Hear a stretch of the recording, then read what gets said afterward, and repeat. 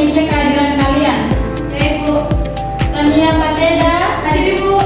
Marwia, Hadir Bu. Radina, Hadir Ibu. Baik, sebelum memulai pelajaran, ikuti pertanyaan terlebih dahulu. Mengapa tangan kita bisa langsung menarik ketika menyentuh benda panas tanpa berpikir terlebih dahulu? Ada yang bisa menjawab? Saya Ibu.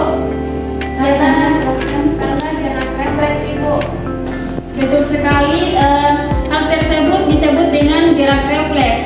Nah, gerak refleks ini terjadi karena sistem saraf bekerja sangat cepat untuk melindungi diri dari bahaya. Nah, dengan mempelajari sistem saraf ini, kalian dapat memahami bagaimana tubuh kita menerima rangsangan dan mengatur sistem saraf dalam kehidupan sehari-hari. Setelah mengikuti pembelajaran ini, siswa diharapkan mampu mengidentifikasi struktur neuron, menjelaskan mekanisme impuls, membedakan gerak sadar dan gerak refleks, serta membedakan sistem saraf pusat dan sistem saraf tepi, serta gangguan sistem pada sistem saraf manusia. Nah, di pembelajaran kali ini kalian akan belajar dengan menggunakan model problem based learning atau model PBL. Nah, kalian akan belajar melalui kasus, diskusi, penggunaan media, dan LKPD. Sekarang Ibu akan menampilkan video kasus. Nanti kalian amati baik-baik ya.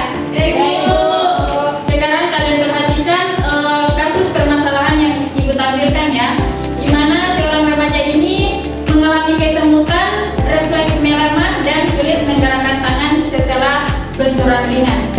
Baik, kalian perhatikan video. Kesemutan bro, mungkin digigit arwah semut yang marah karena pernah lu injak. Yakin kesemutan digigit arwah semut yang marah? Nanti kita lihat aja apa yang terjadi di dalam tubuh. Yuk kita masuk.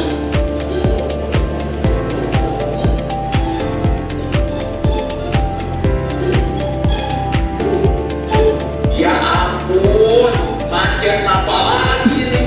Kemarin macet gara-gara lamapnya konser, sekarang macet gara-gara pembuluh darah kegencet. Nah, ada-ada aja.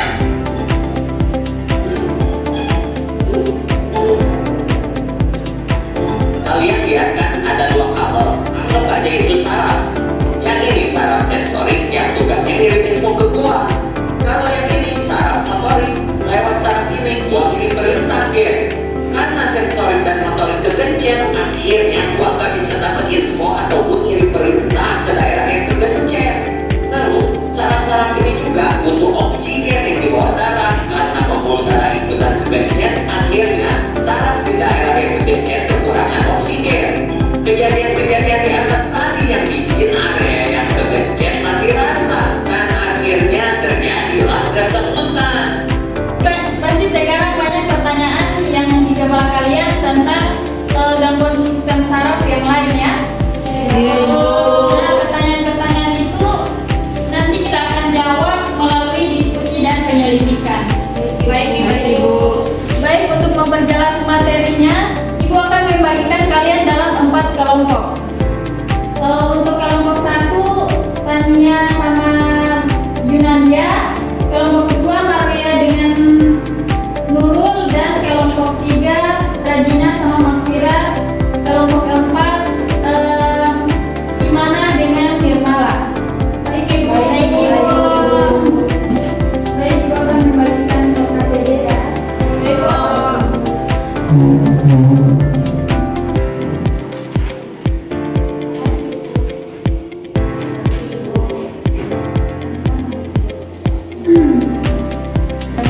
Jadi setiap kelompok itu ada yang tugasnya mencari informasi dan mencatat ya.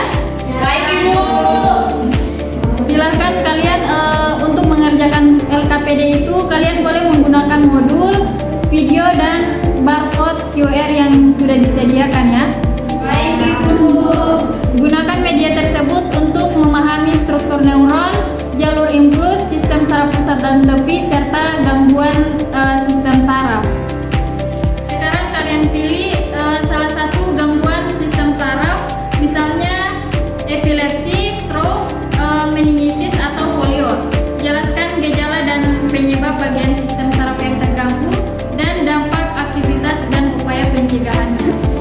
silahkan kalian jawab yang ada di LKPD kalian, dan kalian scan barcode yang ada di situ ya.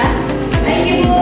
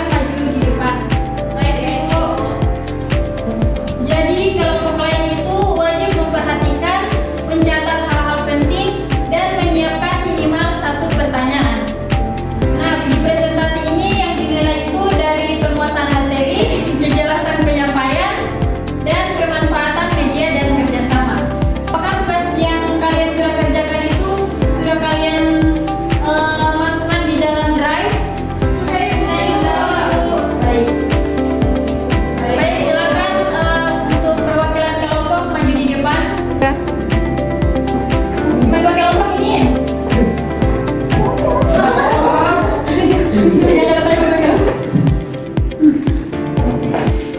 Baik, jadi di sini kami dari kelompok 1 mendapatkan misi 1. Itu di sini kami membuat poster. Nah, isi dari poster itu ada neuron, neurologia, impuls saraf, dan sinaps. Nah, di bagian neuron atau sel saraf itu terdapat bagian-bagiannya seperti ada dendrit, badan sel, sel membrane. Selanjutnya saya serahkan ke kelompok 2. Ayo silakan. Baik, saya perwakilan dari kelompok 2 di mana kami mendapatkan tugas yaitu membuat konsep dengan judul otak, tulang belakang, dan gerak refleks. Sekian presentasi dari kelompok 2, selanjutnya akan dilanjutkan oleh kelompok 3. Jadi kelompok 3 itu membuat PPT dengan judul jalur respon tubuh dan analisis strategi otomatis dan otomatis. Selanjutnya dilanjutkan oleh kelompok 4. Baik, saya perwakilan dari kelompok 4. Jadi di sini kami sudah melakukan empat baik waspada gangguan sistem saraf pada manusia, di mana di sini ada beberapa konsep